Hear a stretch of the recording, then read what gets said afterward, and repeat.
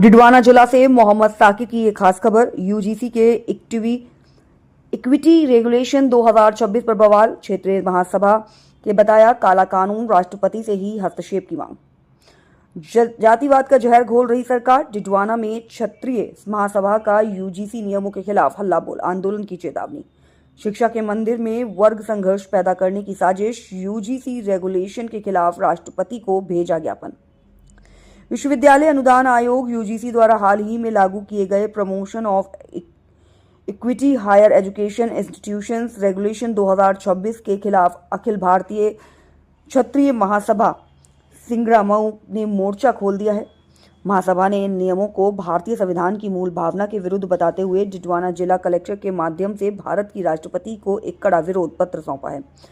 ज्ञापन सौंपने के बाद प्रदेश अध्यक्ष दलपत सिंह गच्छीपुरा ने तीखे लहजे में सरकार को घेरा। उन्होंने कहा कि 15 जनवरी 2026 से प्रभावी हुए ये नियम संविधान के अनुच्छेद 14 और अनुच्छेद 21 जीवन की स्वतंत्रता का खुला उल्लंघन है। गच्छीपुरा ने कहा है कि मैं स्वयं कानून का छात्र रहा हूं और देख सकता हूं कि संविधान के नाम पर इतने संशोधन कर दिए गए हैं कि मूल संविधान की पवित्रता ही खो गई है। ये लोग संविधान को फाड़ने पर तुले हुए हैं और युवाओं को जातियों के नाम पर बांट रहे हैं। सरकार की मंशा पर सवाल उठाते हुए प्रदेश अध्यक्ष ने वर्तमान राजनीति परिदृश्य की तुलना नागनाथ और सांपनाथ से की है।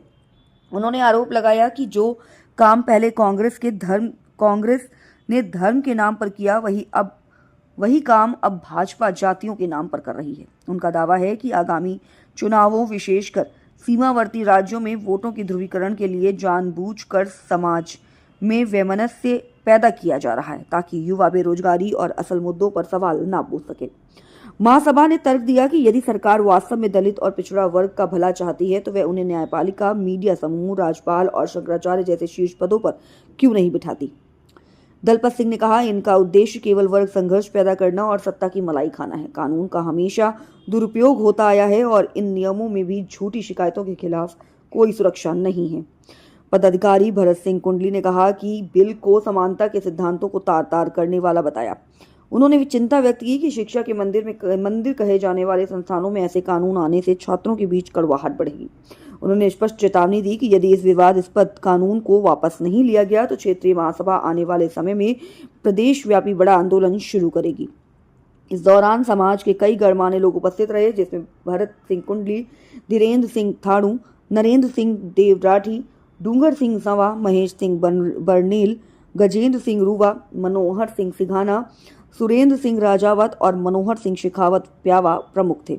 सभी ने एक स्वर में जिला प्रशासन के माध्यम से केंद्र सरकार तक ये संदेश पहुंचाया कि जिले और प्रदेश की शांति बनाए रखने के लिए इस कानून का पुनर्विचार अनिवार्य है।